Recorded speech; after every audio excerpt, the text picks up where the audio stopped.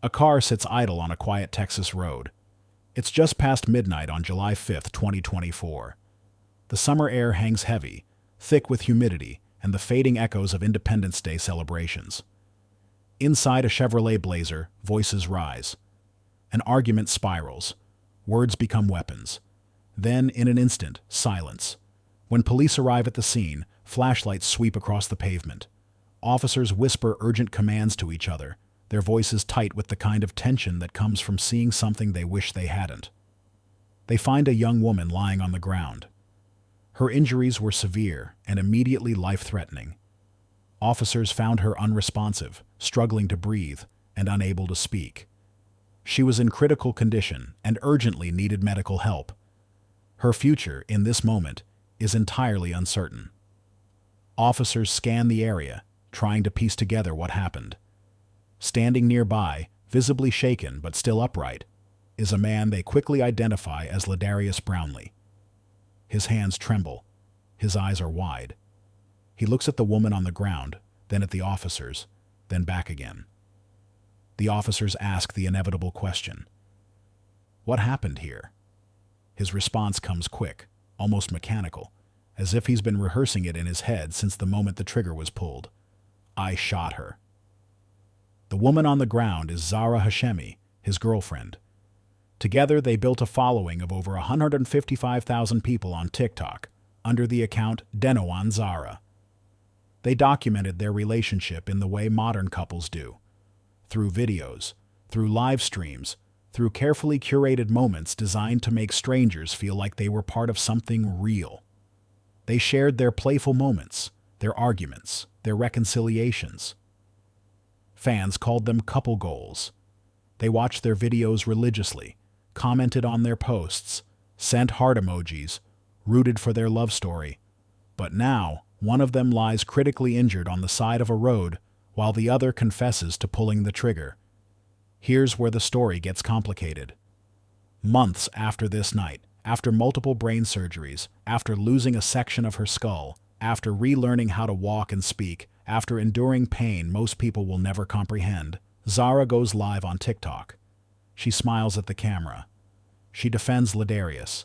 She tells the world to stop calling her a victim. She says nobody understands what really happened. She insists their relationship is her business, not the internet's.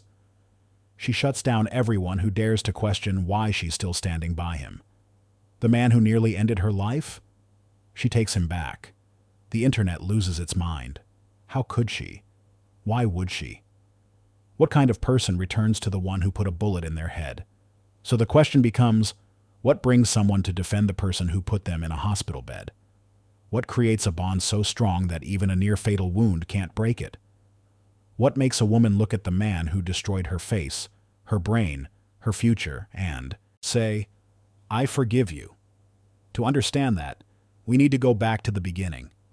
We need to understand who Zahra and Ladarius were before the violence, before the TikTok fame, before the gun, before the blood.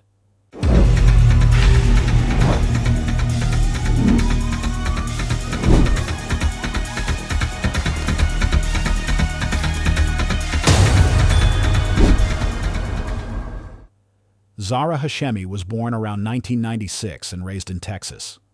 People close to her have hinted at violent loss and deep grief in her early life.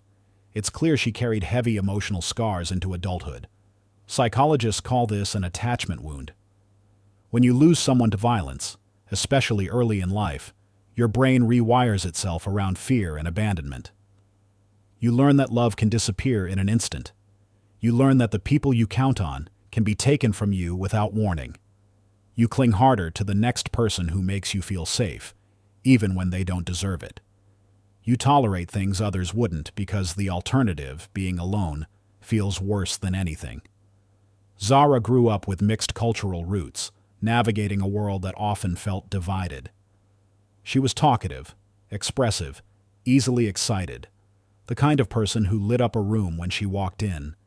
She loved beauty content, dancing, lifestyle videos. She spent hours watching makeup tutorials, learning how to contour, how to blend eyeshadow, how to create the perfect winged eyeliner. She dreamed of being a social media star, of building something that felt like hers, something she could control.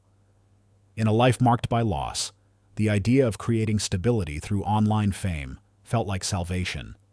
But beneath the smiles and the makeup tutorials and the dance videos, Zahra carried wounds she never publicly discussed. She lacked stable romantic role models. Her understanding of what healthy love looked like was fractured. That made her vulnerable to men with big personalities, men who could fill the space her father left behind, men who promised protection, even when their version of protection felt more like possession. Zahra grew up close to her sister, Sarah Hashemi, who went by the nickname Phony online.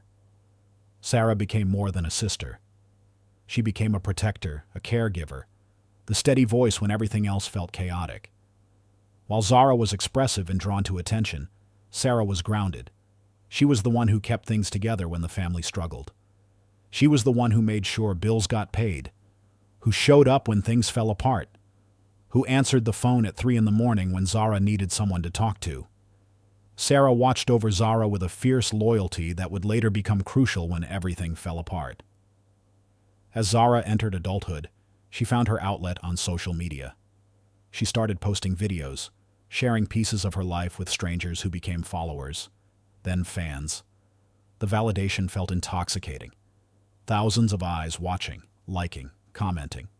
For someone who grew up feeling like love was fragile, the internet offered something powerful. Proof that she mattered. Proof that she could be seen. Proof that she was worth something. Every like was a small affirmation. Every comment was evidence that people cared. Every new follower was another person who chose to pay attention to her life. The she met Ladarius, who went by Deno online, was born in 1996 and raised in the Louisville and Northlake areas of Texas. He was charismatic in the way that draws people in before they realize what they've signed up for. He loved being the center of attention. He thrived on it. He was bold, unpredictable, the type who needed to be the star of every room he entered. His humor often revolved around dominance, teasing people until they either laughed along or walked away uncomfortable. He prided himself on being unfiltered, even when that meant crossing lines most people respected. Growing up, Ladarius was socially confident. He knew how to work a crowd. He knew how to make people laugh, how to command attention, how to make himself memorable. His online identity was Deno. He posted videos showing off, being unpredictable, pushing boundaries. He built a following of people who found his boldness entertaining. Some saw him as confident. Others saw him as reckless. But everyone who followed him knew one thing. Ladarius never did anything halfway. Ladarius owned a handgun. He kept it in his car, tucked into the driver's side door. Friends and followers knew he carried it. He posted videos with the gun visible in the background. It became part of his image, another way to project strength and control. In his mind, the gun wasn't a weapon. It was a statement. It said, "Don't mess with me." It said, "I'm prepared for anything." It said, "I'm in control." When Zahra and Ladarius met, the chemistry was instant. Both felt validated by being wanted. Both felt seen in ways they hadn't before. Their chemistry was high energy, reckless, passionate. They moved fast. They fell hard. They felt validated by each other in ways that felt addictive. Both felt wanted.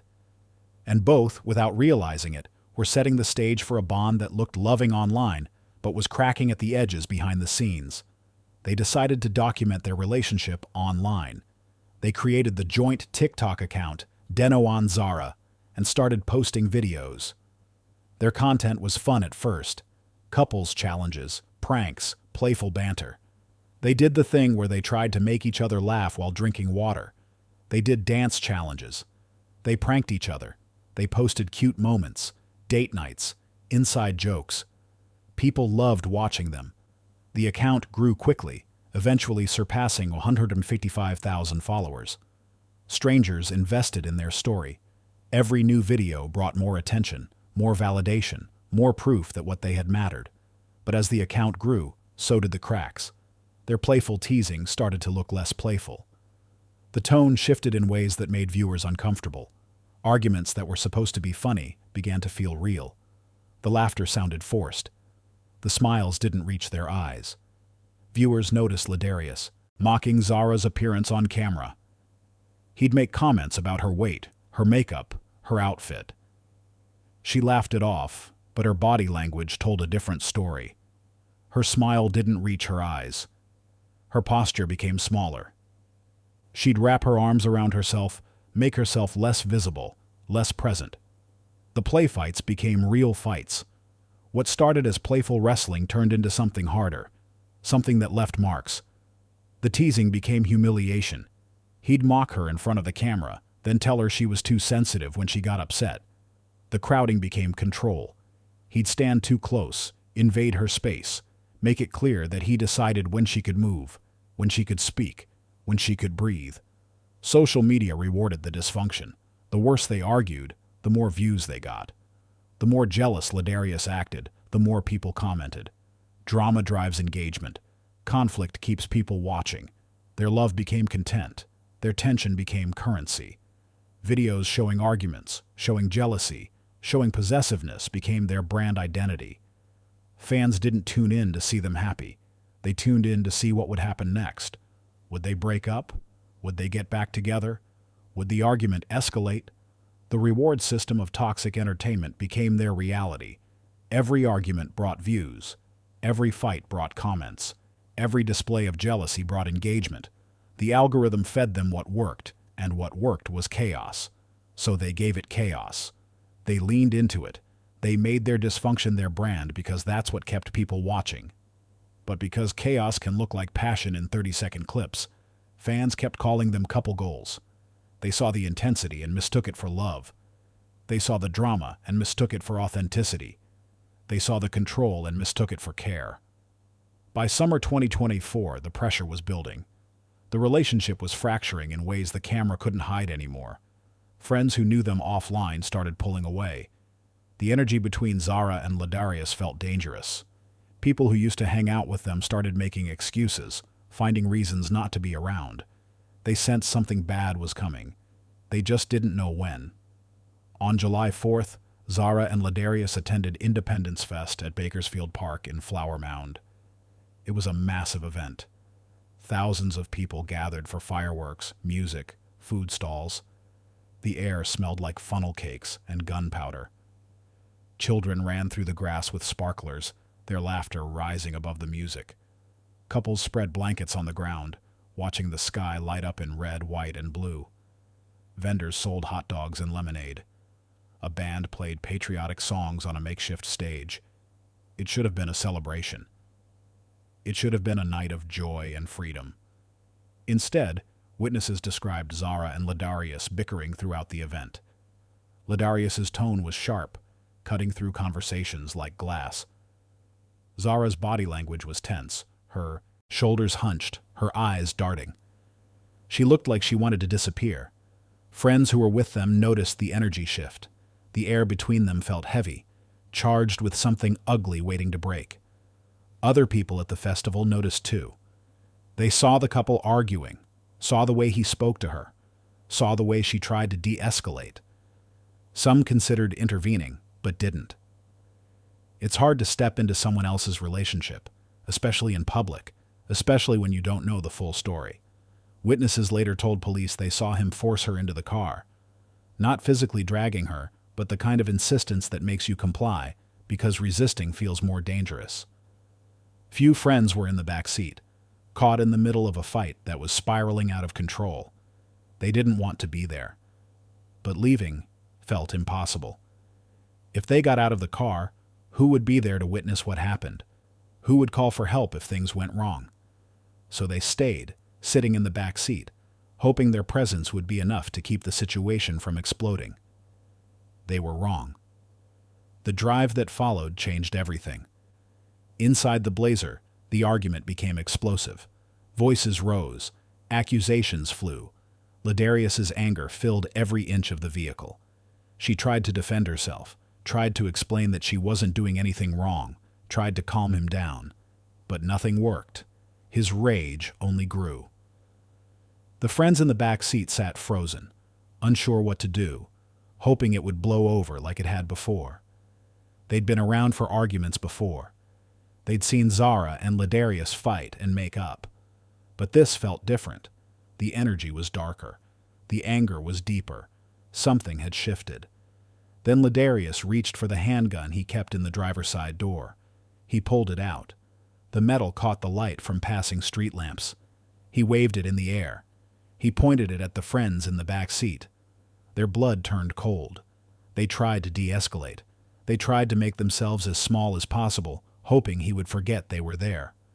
One friend pressed themselves against the door, as far from the gun as they could get. The other froze, too terrified to move. Then he pointed the gun at Zahra. She stared at him, her eyes wide with fear and disbelief. She'd seen him angry before.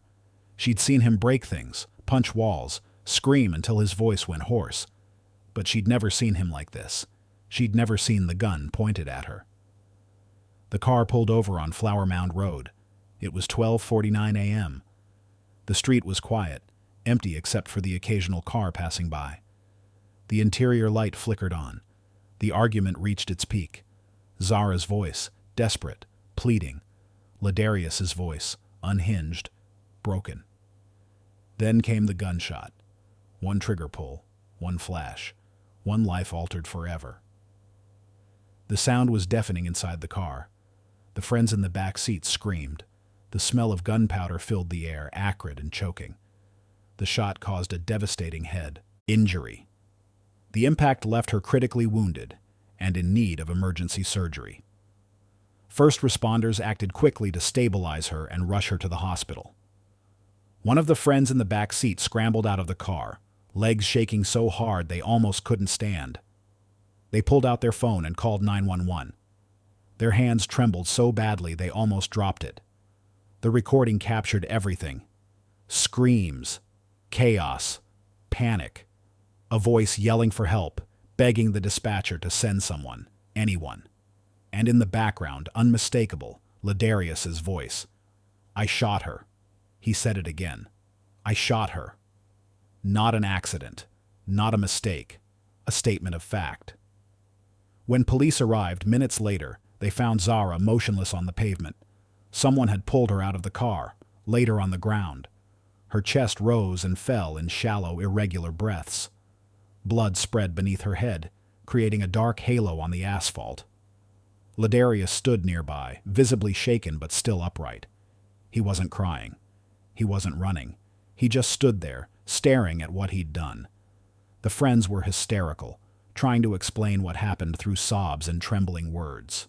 They pointed at the gun. They pointed at Ladarius. They begged the officers to help Zahra. Officers detained Ladarius immediately. They handcuffed him, read him his rights, placed him in the back of a patrol car. Paramedics rushed to Zahra, working quickly to stabilize her. They checked her vitals, applied pressure to the wound, radioed ahead to the hospital. They loaded her into an ambulance, lights flashing, sirens wailing, racing toward the hospital. Nobody was sure if she would survive the ride. The wound was too severe. The blood loss was too significant. Her breathing was too shallow. But Zahra held on. Ladarius was arrested on the spot. He was charged with aggravated assault with a deadly weapon, plus 3 counts of deadly conduct for pointing the gun at the friends in the back seat. During the police interview that followed, he confessed again. Officers sat across from him in a small interrogation room, recording everything. They asked what happened. Although he claimed he thought the gun was on safe when he pulled the trigger. He didn't try to deny it.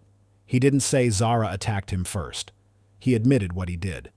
The confession was clear, unambiguous, damning.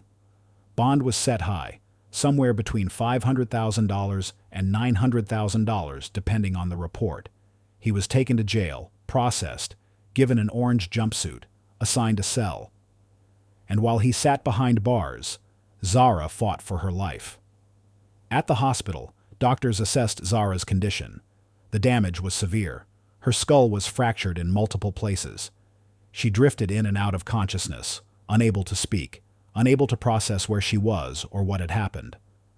When she was conscious, she was confused, agitated, in pain.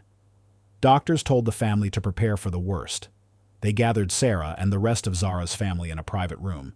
They used phrases like significant brain injury and uncertain prognosis. They explained that even if Zahra survived, she would never be the same. The damage was too extensive. They didn't say she was going to die, but they didn't say she was going to live either. They said the next 48 hours would be critical. They said all they could do was wait. But Zahra didn't die that night, or the next night, or the night after that. She's undergone several intensive brain and facial surgeries and spent months in hospital and rehab, with part of her skull removed to relieve swelling and visible long-term changes to the right side of her head and eye. Doctors performed a series of complex, life-saving procedures to relieve pressure on her brain and stabilize her condition. These were advanced surgeries often required in severe head trauma cases, and they were critical to her survival. Each recovery brought new challenges: pain that medication could barely touch, confusion that made it hard to understand where she was, memory loss that erased entire days. Some mornings she would wake up and not remember the surgery. She'd ask what happened, and Sarah would have to explain again, watching her sister's face crumple as the reality set in. Before we continue, drop your location in the comments below and let me know where you're watching from. If you've made it this far, leave a comment that says, "Still here," so I can see who's following this story to the end. Your engagement helps this reach more people who need to hear it. The first few days were the hardest. Zahra had no insurance. Every hour in the hospital cost thousands of dollars. Every surgery added tens of thousands to the bill. Every medication, every scan, every consultation, every night in the ICU added zeros to a number that felt impossible to pay. Bills stacked up faster than the family could process. They came in the mail, in envelopes marked urgent, with payment deadlines that felt cruel given the circumstances. The family scrambled to find ways to cover the costs. They reached out to everyone they knew. They asked for help. They begged hospitals to work with them on payment plans. They applied for emergency assistance programs. They did everything they could, but it wasn't enough. Her sister Sarah created and managed a GoFundMe campaign. They wrote about what happened, shared photos from before the incident, explained that Zahra needed help. The story spread quickly across social media. Strangers who heard what happened donated $5, $10, sometimes hundreds. People from across the country sent money, hoping it would be enough to keep Zahra alive. The donations poured in, a lifeline in the middle of a nightmare. Every notification of a new donation brought a small measure of relief. Every share brought more eyes, more help, more hope. Through it all, Sarah Hashemi never left her sister's side. She stayed through every shift change, every doctor's round, every visiting hour. She updated doctors on every small change in Zahra's condition. She noticed when Zahra's breathing changed, when her temperature spiked, when her pain seemed worse.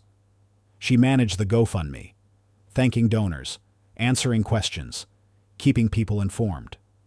She protected Zahra from the flood of online harassment that started the moment news of the incident broke. Sarah held Zahra's hand through every surgery, every setback, every small victory. She was there when doctors said Zahra might not wake up. She was there when Zahra's eyes finally opened, confused and scared, looking around the room like she didn't recognize anything. She was there when Zahra tried to speak and couldn't form words, when frustration turned to tears. She was there when Zahra took her first steps post-injury, shaky and uncertain, gripping a walker, but steps nonetheless.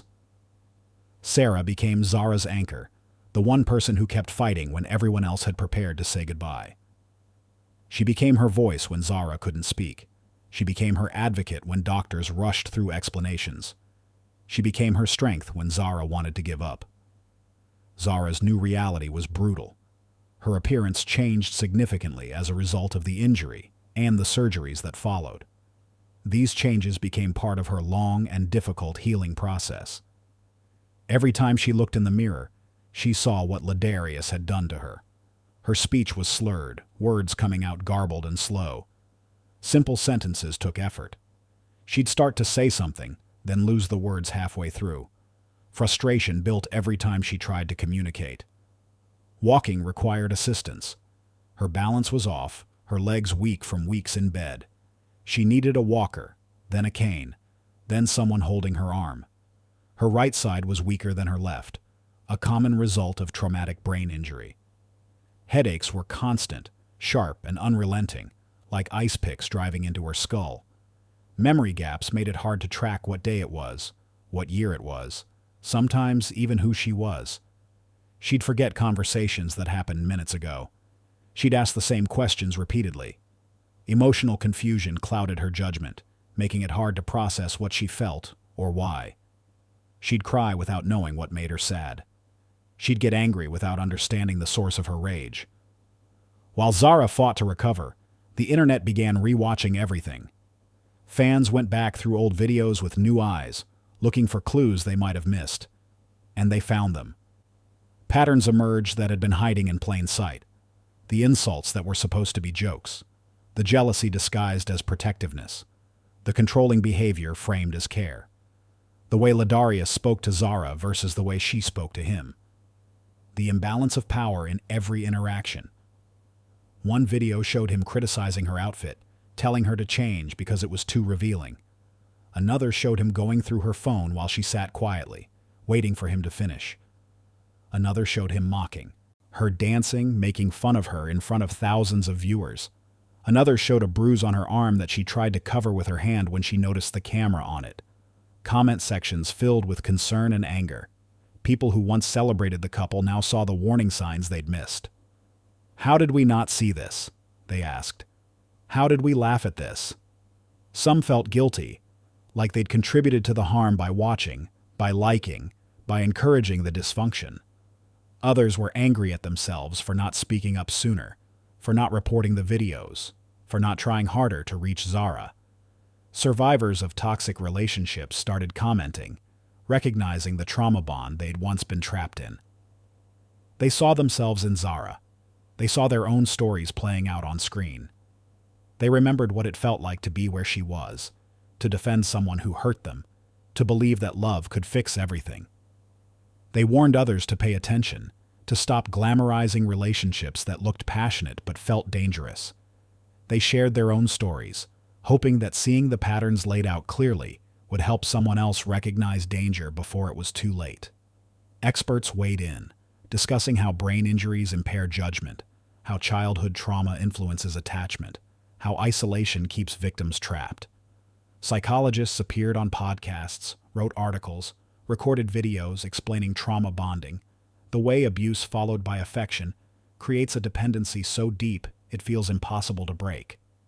They explained how the brain rewires itself around these patterns, how the person who hurts you becomes the person you depend on for comfort. Neurologists discussed the physical impact of traumatic brain injuries on decision-making, risk assessment, and emotional regulation. They explained how damage to the prefrontal cortex, the part of the brain responsible for judgment and impulse control, makes it nearly impossible for victims to assess danger accurately. The public perception shifted. "This was never a healthy relationship," people wrote. "We missed the warning signs." Others connected the dots between Zahra's past trauma, losing her father to violence, and her vulnerability to men like Ladarius. They talked about how childhood wounds follow people into adulthood, shaping who they trust, who they love, who they allow into their lives. They discussed how people who lose parents to violence often seek out relationships that feel familiar, even when familiar means dangerous. The internet now saw what had been hiding in plain sight. But seeing it didn't change what had already happened. Zahra was still in a hospital bed. Ladarius was still in jail. And the question remained, what comes next? The legal outcome shocked everyone. Ladarius faced serious charges. Aggravated assault with a deadly weapon carries a sentence of 5 to 99 years in Texas. 3 counts of deadly conduct could add additional time. A confession on record. Multiple witnesses present. A victim with a near-fatal wound who would carry scars for the rest of her life. Physical evidence including the gun, the bullet, medical records documenting the extent of Zahra's injuries. By all accounts, this should have led to significant prison time, years, maybe even decades. But that's not what happened. Reports suggest Ladarius served around 7 months in jail, 7 months for putting a bullet in someone's head, 7 months for a crime that nearly ended a life, 7 months for leaving someone with permanent brain damage, physical disfigurement, and trauma that would last a lifetime. Online discussions mention a possible plea deal, probation terms that allowed him to walk free far sooner than anyone expected. The details remain murky. No mainstream news outlets covered the sentencing. No court records were made easily accessible. No press releases explained the outcome. There is no public record of a jury trial. Online discussion suggests a plea deal that resulted in probation, and then, to the disbelief of many, he walked free. Public outrage erupted. Women's advocacy groups demanded accountability. They wrote letters to the district attorney, asking why such a lenient sentence was offered. They made phone calls, organized protests outside the courthouse. They held vigils for Zahra, candles flickering in the darkness, signs demanding justice. Survivors expressed fear for Zahra's safety, knowing that statistically, leaving an abusive partner or having them arrested increases the risk of further violence. The most dangerous time for a victim is right after separation. The data is clear on this. When someone loses control over their victim, they often escalate to regain it. People couldn't understand how someone who confessed to such an act could return to society so quickly, as if the harm he caused didn't matter. Social media exploded with anger. Hashtags trended. Petitions circulated. People shared Zahra's story, demanding to know why the justice system failed her so completely. The legal system had failed. Again. But this time, it failed so spectacularly that even people who usually defend the system couldn't find excuses. Then came the part nobody expected. Zahra went live on TikTok. Months after the incident, after the surgeries, after the rehabilitation, she sat in front of her phone camera and went live. She sat in what looked like a bedroom, hair pulled back, scars visible, and smiled. It wasn't the smile of someone who felt free. It was the smile of someone defending a decision they knew the world wouldn't understand. It was the smile of someone who'd been backed into a corner and decided to fight everyone who questioned her. She addressed the comments, the judgment, the anger directed at Ladarius. She said nobody knew what really happened. She said people were jumping to conclusions based on incomplete information. She said the internet only saw snippets, edited clips, moments taken out of context. She said Ladarius was sweet, that he never meant to hurt her, that it was an accident, a mistake, something that spiraled out of control. She said the gun went off accidentally, even though witnesses said otherwise, even though his own confession contradicted that narrative. She said the internet should stop making assumptions about her relationship. She said people didn't understand their dynamic, didn't understand their love, didn't understand what they'd been through together. She said everyone judging her had never walked in her shoes, had never experienced what she experienced, had never loved the way she loved. She clarified that she didn't create the GoFundMe herself. Her sister did. She had no control over it. She didn't ask for the money. People gave it freely because they wanted to help. The money went to medical bills, to surgeries, to keeping her alive when insurance wouldn't cover the costs. She insisted she owed no refunds. The donations were given with good intentions, and they were used for exactly what they were intended for. Every dollar went toward her survival. She said the relationship was hers to manage, not anyone else's. She said people needed to mind their business. She said she was fine. She was healing. She was moving forward. She said she didn't need saving because she wasn't in danger. She said Ladarius was good to her, that he made a mistake, that everyone makes mistakes, that forgiveness was possible. The comments exploded, thousands of people typing at once. Some begged her to leave. Some called her foolish. Some said they understood. Some said they'd been where she was. The live stream became chaotic, a flood of opinions and emotions and judgments. And then the signs started appearing that confirmed what many suspected. Matching tattoos showed up in photos. Ladarius posted a picture with fresh ink, a design that looked suspiciously similar to one Zahra had shown in a previous video. Similar location backgrounds in their social media posts suggested they were spending time together. Photos that were clearly taken in the same room, just days apart. Little hints that individually meant nothing but together painted a clear picture. Then came the confirmation. A statement from Ladarius's lawyer, carefully worded but unmistakable. They remain a couple. 3 words that sent shockwaves through everyone who'd been following the story. 3 words that confirmed the worst fears of advocates, survivors, and concerned strangers. Zahra had taken him back. The internet exploded. Comment sections became brutal. People called Zahra foolish, weak, complicit. They said she was spitting in the face of everyone who donated to her recovery. They accused her of wasting donation money, even though she'd explained where it went. They said she deserved whatever happened next. They said she was making a mockery of survivors who had the strength to leave. They said she was setting a dangerous example for young women watching, showing them that violence could be forgiven, that attempted murder could be overlooked, that love could conquer bullets. The judgment was swift and merciless. People who once supported her turned against her. Followers became critics. If you're finding value in this story, hit that subscribe button and share this video with someone who needs to hear it. Awareness can be the difference between recognizing danger and walking into it. Let's make sure this story reaches the people who need it most. Your share could save someone's life. Trauma bonding is real. It happens when cycles of harm are followed by affection. The person who hurts you also becomes the person who comforts you. The person who threatens your life also becomes the person who apologizes, who cries, who promises it will never happen again. The brain begins to associate danger with love. You convince yourself that the good moments outweigh the bad.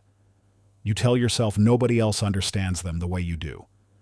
You believe that leaving would mean giving up on something that could still be saved. The cycle repeats in a predictable pattern. First comes the tension-building phase. Small arguments, walking on eggshells, sensing that something bad is coming but not knowing when. Then comes the incident. Violence, verbal assault, the moment when control is asserted through force. Then comes the reconciliation phase. Apologies, tears, promises to change, gifts, affection. The abuser becomes loving again, becomes the person the victim fell for in the first place. This phase feels like relief. It feels like maybe things will be different this time. Then comes the calm phase. Things are good. No arguments, no violence. Just a couple in love. The victim starts to believe the worst is over. But it never is. The tension builds again. And the cycle repeats. Each cycle strengthens the bond, making it harder to leave. The brain starts to crave the reconciliation phase, the relief that comes after surviving the storm. The highs feel higher because the lows are so low. The love feels more intense because it's mixed with fear. The attachment deepens because every time you survive, every time they apologize, every time they promise to change, you believe it a little bit more. Zahra's childhood loss made her especially vulnerable to this dynamic. Model for what healthy masculine love looked like. She didn't have someone showing her that men could be strong without being controlling, protective without being possessive, loving without being violent. That gap made her vulnerable to men who filled the space with the wrong kind of strength. When Ladarius came into her life, he filled a role she'd been searching for since childhood. He made her feel protected. He made her feel chosen. He made her feel like maybe she'd finally found someone who wouldn't leave her, who wouldn't abandon her, who would stay no matter what. Even when he hurt her, he was the one who held her afterward. Even when he threatened her, he was the one who apologized. The mixed signals created confusion so deep she couldn't tell love from danger anymore. Her brain had been wired to associate love with loss, so when Ladarius hurt her and stayed, it felt like proof that his love was real. He hurt her and didn't leave. He hurt her and came back. In her traumatized mind, that was loyalty. The brain injury complicated everything. Traumatic brain injuries impair risk perception. They alter judgment. They heighten emotional confusion. They weaken boundaries. Zahra's ability to assess danger and make decisions in her own best interest was compromised. The injury didn't just affect her physically. It affected how she processed relationships, loyalty, and safety. Her brain couldn't accurately gauge the threat Ladarius posed because the injury disrupted the neural pathways responsible for that kind of assessment. Neurologists explain that the prefrontal cortex, the part of the brain responsible for decision-making and impulse control, is particularly vulnerable to traumatic injury. When that area is damaged, people struggle to weigh consequences. They act on emotion rather than logic. They return to familiar patterns even when those patterns are harmful. They can't see the bigger picture because the part of their brain that processes long-term thinking is compromised. Zahra's brain was working against her, making it nearly impossible to see the situation clearly. When people asked her why she went back to him, her brain couldn't provide an answer that made sense because the part of her brain responsible for logical decision-making was damaged.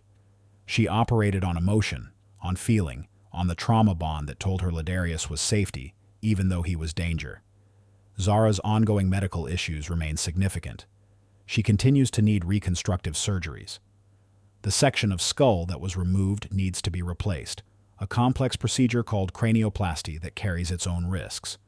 Surgeons will either re-implant the piece of skull they removed or create a synthetic replacement using materials like titanium mesh or medical-grade plastic.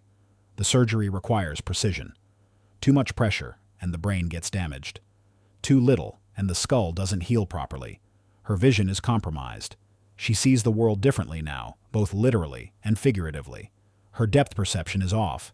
She has blind spots. Reading is difficult. Driving is impossible. She gets headaches from trying to focus. The world looks distorted, like she's viewing it through a broken lens. Memory problems persist. She forgets conversations, appointments, sometimes even faces. She'll meet someone and have no memory of meeting them before. She'll start a task and forget what she was doing halfway through.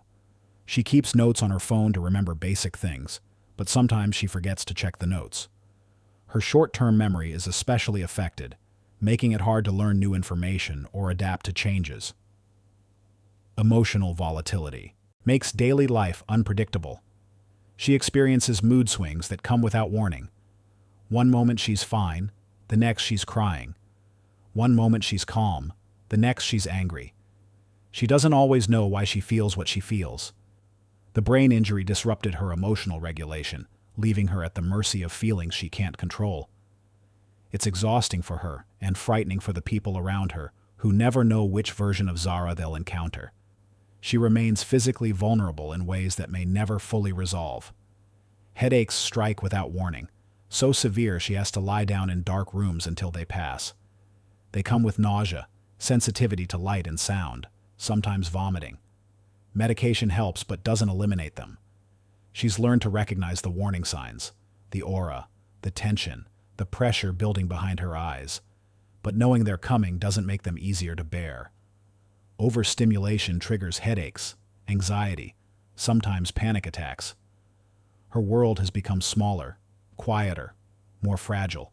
She can't go to concerts anymore, can't handle crowded malls, can't tolerate loud restaurants. Her life has contracted in ways she never anticipated. Ladarius has remained largely silent through all of this.